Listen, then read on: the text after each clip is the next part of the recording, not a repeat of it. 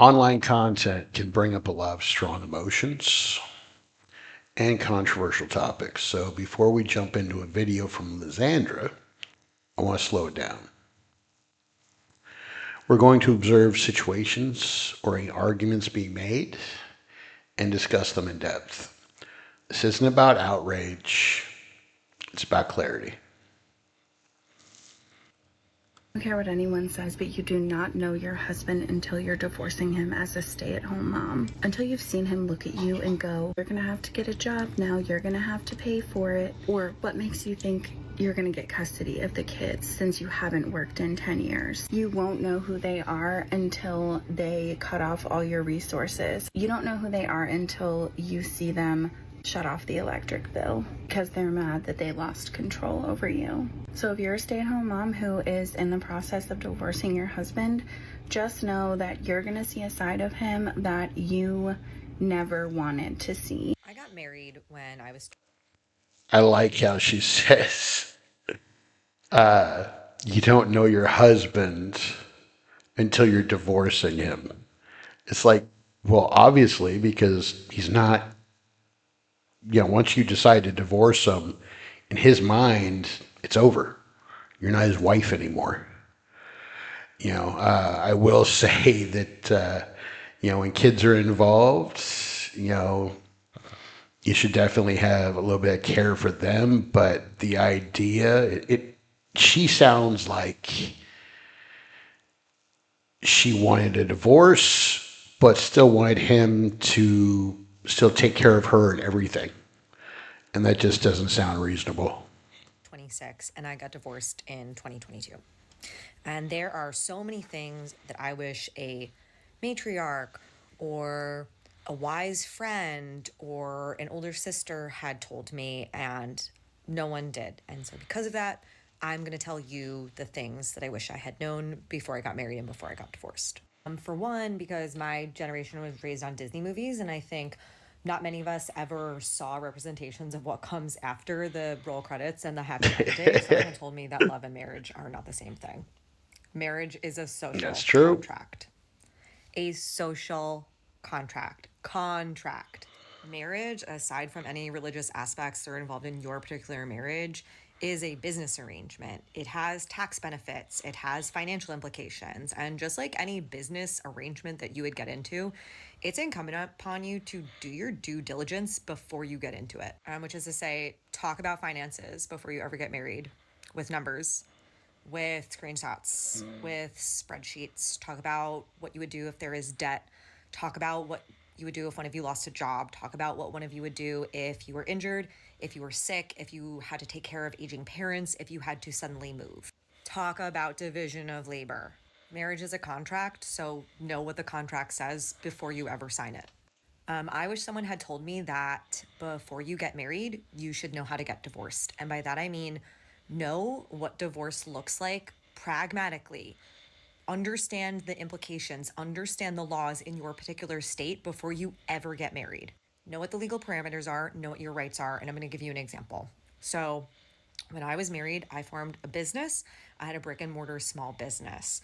Now, unbeknownst to me, the state that I live in is a community property state, which meant that when I was getting divorced, that business technically belonged 50% to both my spouse who I was divorcing and myself. And what that meant financially for me is that if I wanted to own that business outright after my divorce, I would either have to pay and have the business valuated 50% of the value of the business, regardless of the fact that it was in debt, regardless of the fact that it was in legal proceedings, which different story time, or I was going to have to give up 50% of the business. Now, what that looked like for me, unfortunately, was I had to give up my share of her 401k. I had to give up my share of her car if I wanted to keep my business, which at the time, it was my sole source of income and my employment, and I wanted to do that. So you should know those things. Be educated about those things in your particular state, because every state is different, before you ever get married, so that there's nothing that's going to surprise you. And the legal system gives two shits about your ignorance, just so you know. I wish someone had told me that marriage counseling is not just for couples who have problems, it's for couples who want to prevent them. And I wish someone had told me that in the end, having a ring or being married is not enough to make someone stay if they don't want to stay. And literally nothing will. Literally nothing will. And marriage is not enough to prevent someone from leaving if they want to leave. No shape you can contort yourself into, no vacations, no trips, no presents, no over explaining, no conversations, no amount of therapy, certainly not children. And that's okay because you shouldn't want them to. If they want to go, they will want to go. And almost more importantly, you don't need to be married for someone to want to stay. Don't get married because you think it's a security blanket that will keep someone around. Because in the end, I'm in a relationship now and I'm not remarried, where I'm much more secure in the relationship because I know that person is committed to me and because I know that I can't do anything to stop them if one day they want to leave. That all relationships have that inherent risk. And that doesn't mean we don't work on ourselves, and that doesn't mean we don't work on a relationship. But you can't get married because you think that's enough to prevent someone from leaving you. Okay. And lastly, I wish someone had told me to get 2 duvets. I don't need to explain that. Just trust me on that one. So ladies, in this video we are going to be seeing divorced women sharing some of the harsh truths that they wish they knew before getting married. Now, I don't know about you, but I for one, I love to listen when someone who has been there, done that speaks, because I believe there is a lot you can learn from them. If you're a lady and you probably wish to be married in the future, this is the right video for you. Anyways, let me not ramble too much in the beginning. Let's get right into the video. Okay, so first of all, Lysandra, why are you putting the introduction of the video after what, 5 minutes of the video? You know, you're 5 minutes, 22 seconds into the video, and now we're going to be watching videos about divorce. Uh, I agree with her. There is some value to talking to people who have been there and done that, but the idea that she says, if you're thinking about getting married, this is the video for you, but she didn't say anything about talking to or watching videos of happily married people. Because, yeah, you should listen to the divorce videos, but you should also listen to the happily married videos. So, back to the video we just watched. Yeah, I don't like how she phrased you need to know how to get divorced before you get married. The concept, I get what she means, and she's right. You do have to know all aspects of marriage, including divorce, before you get married. I just don't like how she phrased it, but hey, whatever. She got her point across. The mindset of people nowadays has changed. A lot of people my grandmother's age and stuff like that, people from her generation, it wasn't about do I want to leave or anything like that. It was, this is the person I'm picking to spend the rest of my life with, and I'm going to make it work no matter what, because this is my choice and there's no going back. Now, obviously, physically abusive, stuff like that, okay, I get it. I hate that I have to even say that because it should be obvious. But, there's times you're not going to be happy. There's times that you're going to want to leave. And I disagree with her when she says you shouldn't want a person to stay if they want to leave. And that's only like partially right, because if a person wants to leave, why do they want to leave?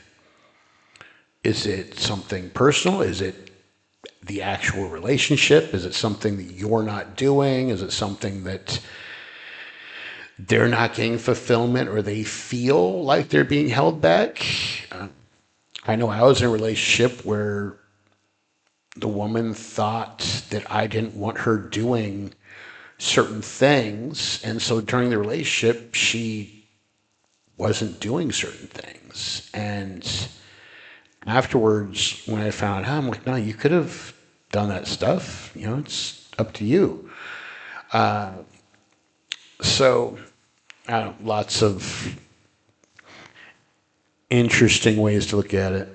Video. Here are 10 things that I've learned about marriage from someone who's been divorced since 2008. Number one, who he is now is who he's going to be even after you guys get married, and there is a great chance that he's going to become an even worse version of who he is now. There is no And magic women that too. happens once you guys leave the ceremony. There is no magic that happens after you leave your honeymoon. You are still very much the same people you were before those events take place. The second thing is, don't believe in the exception to the rule story. I totally understand that you know somebody who knows somebody who knows somebody, or you saw the TikTok or the YouTube video of a woman who accepted something toxic or ignored something that's normally a red flag in a man, and now they've lived happily ever after, and they have 2.5 kids, and they've been married since 1998. It's either one of three things. Either one, they really did turn out, Or mindset.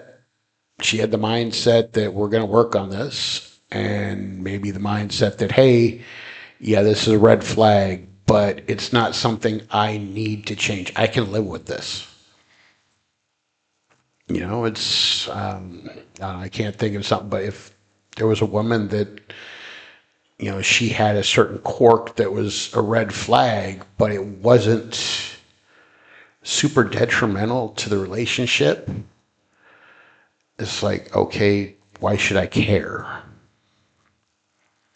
fine, and everything actually did turn out great. But actually, it's more than likely going to be one of the two other things. The first one being she's lying, and she needs you to believe that she made a good decision because she so desperately needs to believe that she made a good decision because she's realized over the years that she didn't make a good decision. Or three, it's a situation where they just kind of are existing together. Nobody's going to file for divorce because she's at least happy to be married and he's benefiting from the relationship in some way, so they're just kind of existing together. He's benefiting from the relationship. Why do they always phrase it like that? This woman has a very negative mindset. Everything she said so far is just negative. And then also the little microaggression towards men of he's benefiting from the relationship. Why do so many women think the man is always benefiting from the relationship, but never talk about the woman? Yeah, the woman benefits from the relationship too. If you overlook or accept something that is unhealthy or is a red flag, there is a high, very high chance that it will not turn out well for you. If you are blessed with a red flag being handed to What you on a evidence you silver got? platter, acknowledge it and run in the other direction. Third thing is, the worst financial decision that a woman can make is to be financially dependent on a man. I get it. There's nothing wrong with being a stay-at-home mom. Some of you might have to be because of this crazy economy that we live in. But what I need you to do is, before you get married, get paperwork, get a prenup in place that if the crap hits the fan and things don't work out, he will have to continue to pay the bills for you for X amount of time so that you are not out on the street or scrambling before you go on maternity leave or become a stay-at-home mom. I need you to have money saved up. I also need you to be on. So it's good advice to make sure you have a prenup. But the way she's talking about, you need to have money saved up. When you're married, even if you have separate bank accounts, y'all should be working together. His money is our money. Her money is our money, is the way it's supposed to be, right? In the equal relationship dynamic that we have. So let's make sure you're not hiding money or stealing money, which I've seen some videos talking about that. Honest with yourself and know when it is time for you to go back to work. I don't want you scrambling and selling weight loss shakes because you guys have to figure out a way to make ends meet. In a perfect world, we could all stay home with our babies. I feel like it's important to have that bonding time with your child in their formative years, but unfortunately, we don't live in a perfect world. And when the bills start piling up, your loving, supporting husband who wanted you to be a stay-at-home wife might not be so nice after a while. Sometimes a little bit of Yeah, most of the time that's because of what the woman wants. So the woman wants to go on 2 vacations and go out to dinner every single week, and maybe wants to buy purses or shoes. I mean, you can get super extreme, you can get super frugal, but a lot of women, especially the situations, they keep expecting more, and they want their life to get better like every single year, regardless of inflation, regardless of inflation outpacing your husband's paycheck and raises and stuff. And yeah, when the bills start piling up, what bills? If you got into a relationship where the man could afford for you to be a stay at home mom and he was paying all of the bills, yeah, more bills come with having kids, but did you go out and buy a second brand new car? Did you decide to go spend $10,000 on 2 trips this year that you guys couldn't afford? Living within your means is part of the problem too, because I've seen this so many times where women want to be stay-at-home moms, which is awesome, but you can't expect to live life like you see on Instagram or something, or how you expect to live life. You have to live frugal. You have to eat home more. You have to make more dinners at home. You can't go out eating all the time. You can't, you have to save for the things you want. You just can't keep going into debt.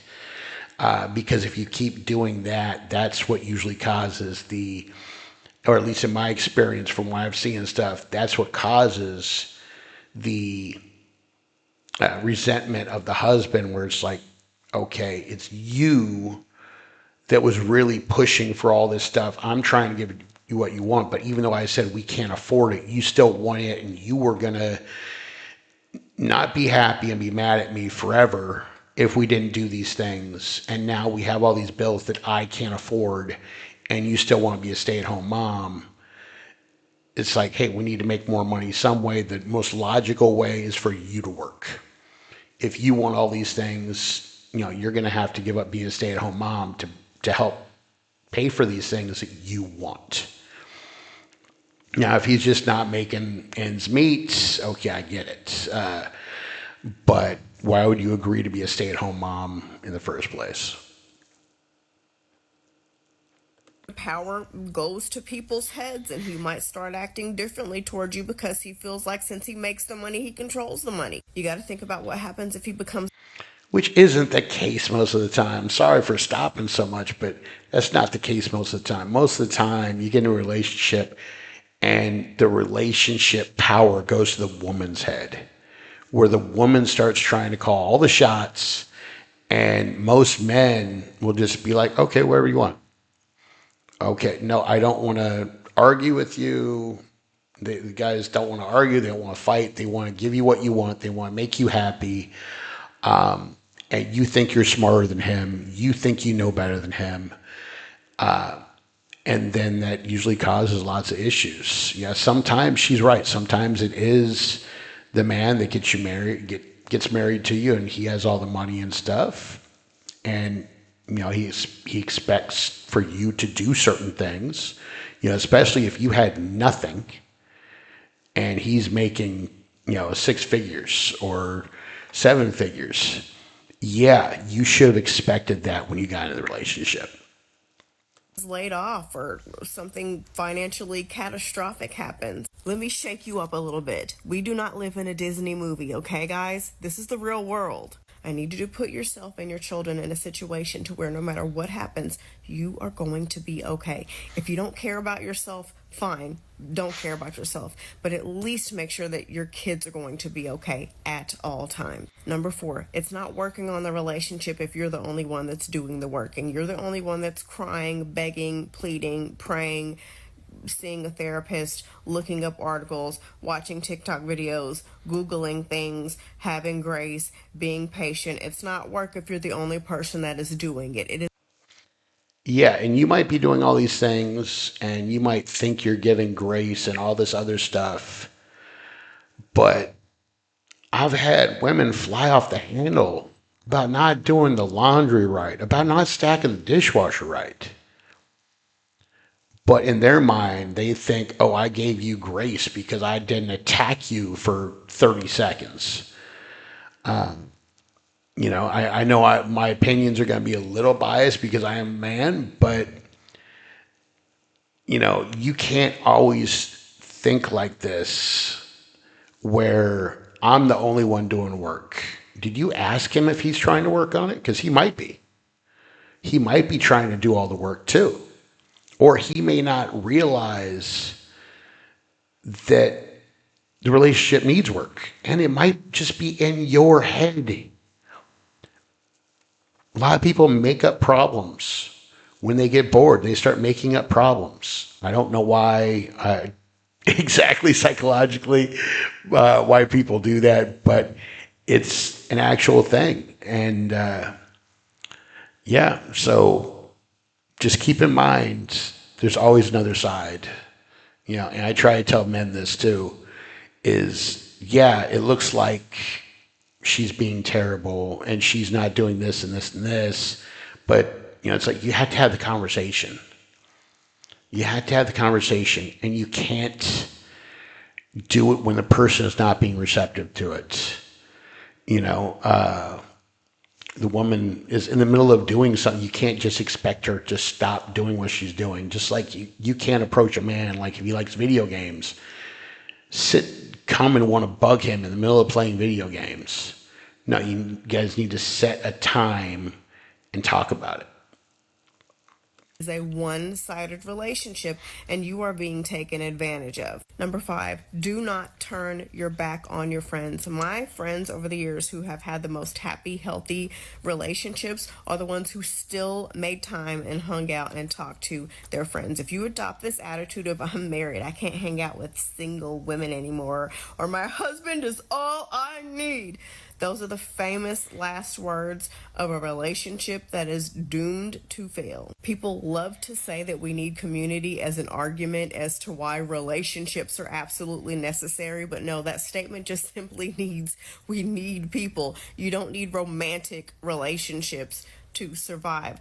If you and your husband fall apart, you will need your girls to come and lift you up and support you. There might just be times when you need to bitch and complain about something that might not be that serious, and you need your girls there to talk to, things that they would only be able to relate to. If all you got is your man, what happens if he decides to walk away?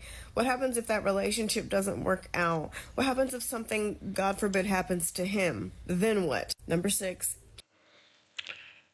So I'm glad she finally brought one up that I agree on. She, had another little microaggression by adding your single friends.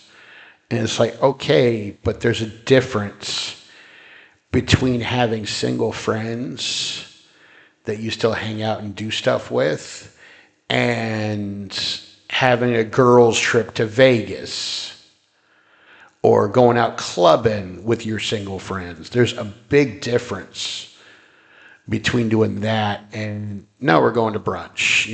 No, we're going to go have a movie night. We're going to go, whatever. There's a big difference between those things. So it's always situational. But she is right. You need friends. You need people. But she is wrong. We need those close, intimate relationships, especially women. From what statistics I've seen, women need men emotionally to be happy more than men need women. But I would say there isn't much of a difference because men need women too. keep taking care of yourself. The number one thing that I hear from women when they email me at the end of their relationship is, I cannot believe I let myself go. I can't believe I stopped taking care of my skin. I can't believe I stopped taking care of my hair. I can't believe I gave up on myself, because we think that once we get a man, that's pretty much it. I've accomplished the goal. If you're only taking care of yourself to get a man, you're taking care of yourself for the wrong reasons, honey. Take care of yourself for you. Take care of yourself to be an example to your children of how confident they should feel and how they should invest in who they are as people. Number 7, you I agree, but she left out the part you should still want to look good for your partner. are not a maid, chef, therapist, personal assistant. Be mindful of the things that he says he loves about you. Be mindful of how he treats you in that relationship. If you find out that it's a situation where you're just cooking and cleaning and running his errands for him and getting the gifts for his parents and doing all the things for him, congratulations, honey. He is with you because you are doing things for him, not because you're an amazing person, which you are, but he is fully 100% benefiting from this relationship. And now the other side. The other side, if all you do as a man is go to work, pay the bills, and do what she wants to make her happy, congratulations, you are a slave.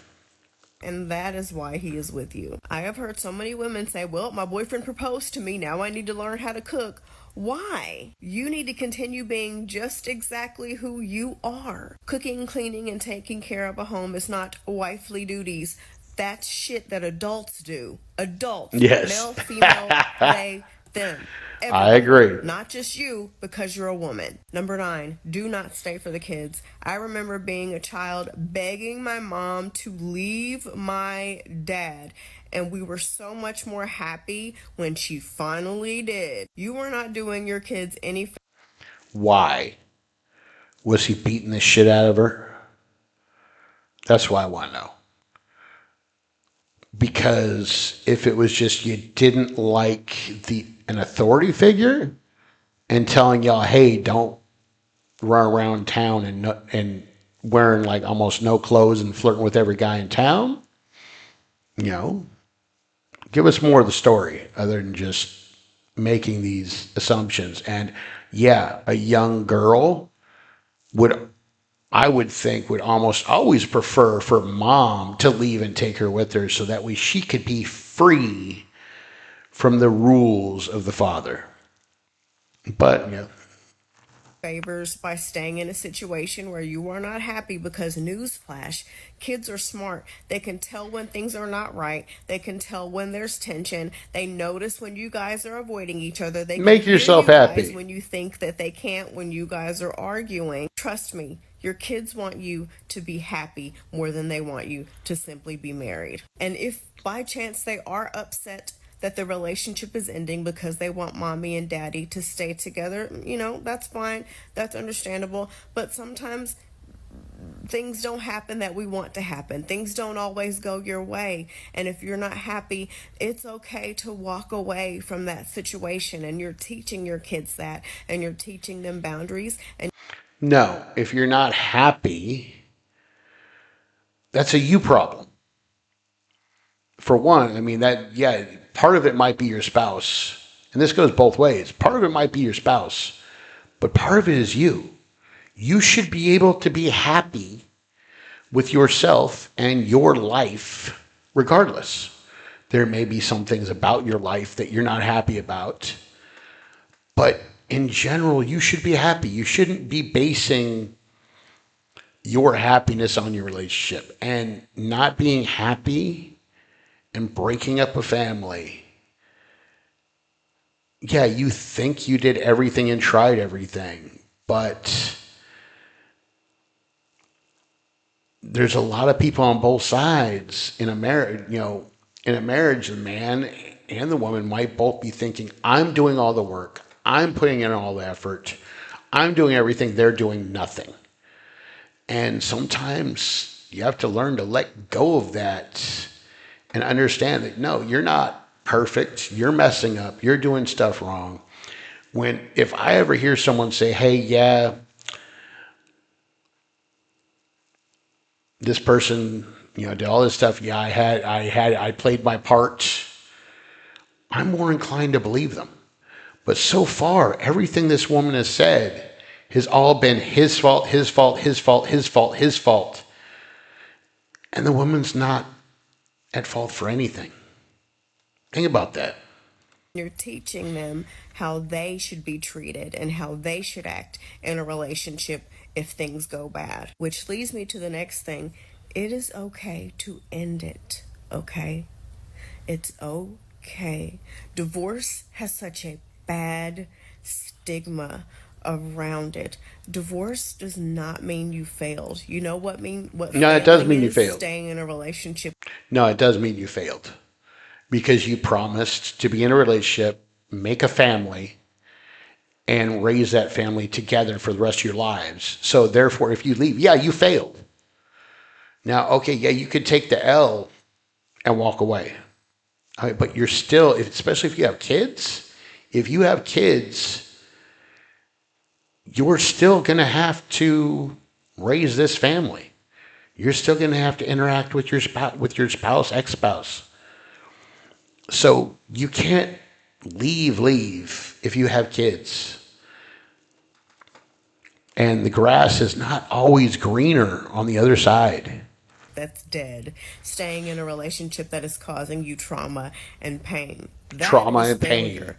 But success is making a Physical? plan to get out of those situations, leaving those situations, and being able to start over and stand on your own 2 feet if it means you being happy again. Number 10, and the last one, you will inherit whatever their financial status is. If they're broke, you're going to inherit a man that you're going to have to take care of financially, and you're going to inherit all his debts and all the bill collectors calling. If he's well off financially, you will benefit from that. If he's middle class, then you guys will benefit from whatever financial situation he is in, good, okay, bad.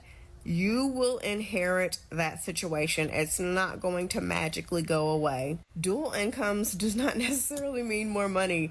Now there's going to be two of you using the lights. Now there's going to be two of you eating the food. Now there's going to be two of you using the car if you only have one car. And it's still cheaper with two than with one. Yeah, overall, it costs more money, but the amount of money it costs individually, when you add those two up, it costs less when you're together.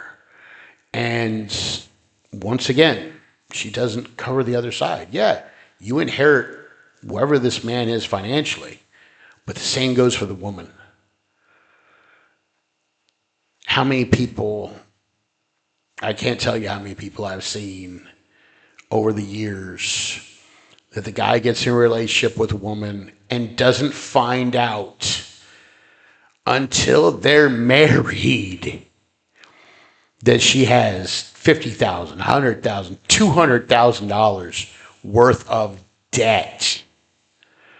So, yeah, it goes both ways. If you have two cars, now there's two car notes and two insurance payments and two cars to put gas in. This is a bonus. Instead of listening to my list and telling me how it's not going to be you because you do this and you do that and you do this and you do that, I need you to actually listen to me and accept the fact that it very well could end up being you. And now I need you to put a plan in place on how you are going to protect yourself, how you are always going to come out okay. There's nothing wrong with falling in love. Marriage, all that stuff can be beautiful with the right person, but I need you to be smart. There's a famous quote that says, "The folly of youth is thinking that what happens to others will never happen to us." Here are 3 things I would have done It's true. differently when I got married if I had known what I know now. The first thing I would have done differently is to have a lot of things in writing. A lot of promises, a lot of things that we've said between ourselves, have it in writing. If it means you putting down your assets that you came in with together and write them down and then basically specify what you plan to do with them at the end if the marriage doesn't work, I would advise that you do that and make sure you get a lawyer to make it a legally binding document, get it signed and stuff. I would advise that because it just makes things easier if you do plan on getting a divorce later on. Second thing I would decide If you do plan on getting a divorce later on.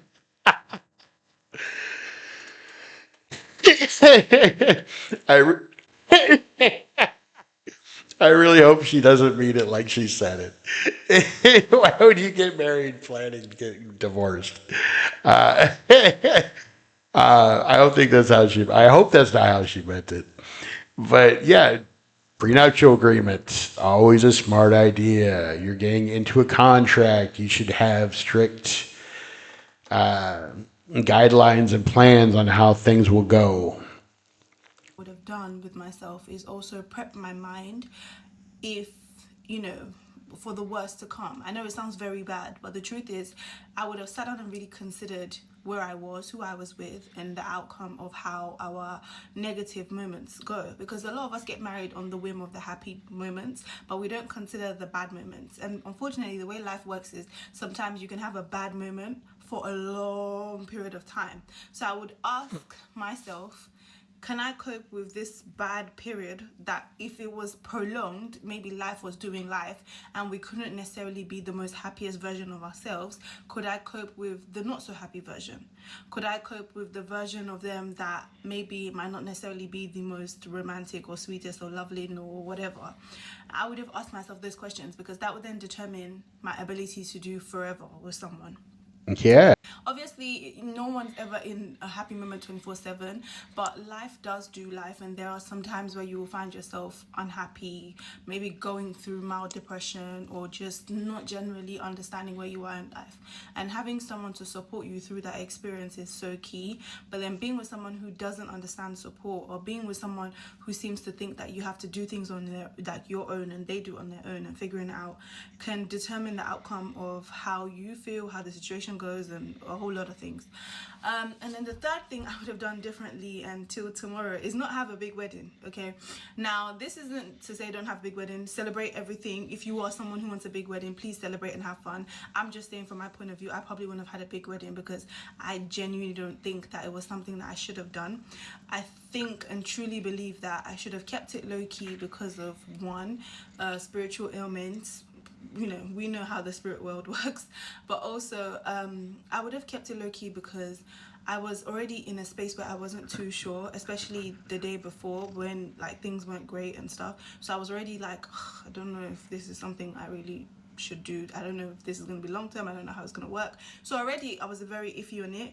The worst thing I could have done was then go ahead and have a really massive wedding because like it just opened up a whole magnifying glass to my situation and kind of made me feel like I didn't really know. I mean, I knew what I was getting into. I mean, we all knew what we're getting into, but the truth is, I just always had this delusional mindset that when I get married, things will get better. That is a lie. Don't lie to yourself. When you get married, everything else will be pronounced. Whatever was once there will begin to be magnified and highlighted. And from there, you can then decide to make your move on how you want to move. But pretty much, whatever was there just becomes amplified, pretty much. As a woman in her 30s who is divorced and a single mother, Wow, she made a lot of sense. She definitely made a lot of sense. Can you cope with the unhappy moments in life? Can you cope with life doing life when you're in a marriage? Yeah, that's that's kind of what I was talking about the mindset of decide before the marriage, is this person someone I can spend forever with? And if it's not, then yeah, you shouldn't be getting married.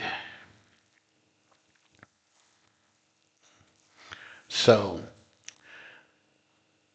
women, I don't understand how women's mindsets have changed. I think, or regardless, I think they should change their mindset. They need to start looking at men like dogs. So just stay with me here for a second. Okay, so women, when they get a dog, it's forever. When women get a dog, it's forever. They will love that dog and give them love and hugs and snuggles no matter what. And they will love that dog, even if it shits on the floor, even if it chews up her shoes, even if it, no matter what it does, she will love that dog forever and still treat it like a king or a queen or whatever for the rest of its life. Why can't women do that with men? Think about men as you're getting a dog. I will link the video in the description below, just in case you want to go back and watch the whole thing. If I help bring you new ideas or clarity, even if you still disagree with me, that's a win. And for that, you should give me a like, a follow, and tell me what you got out of this video in the comments. I'll see you next time.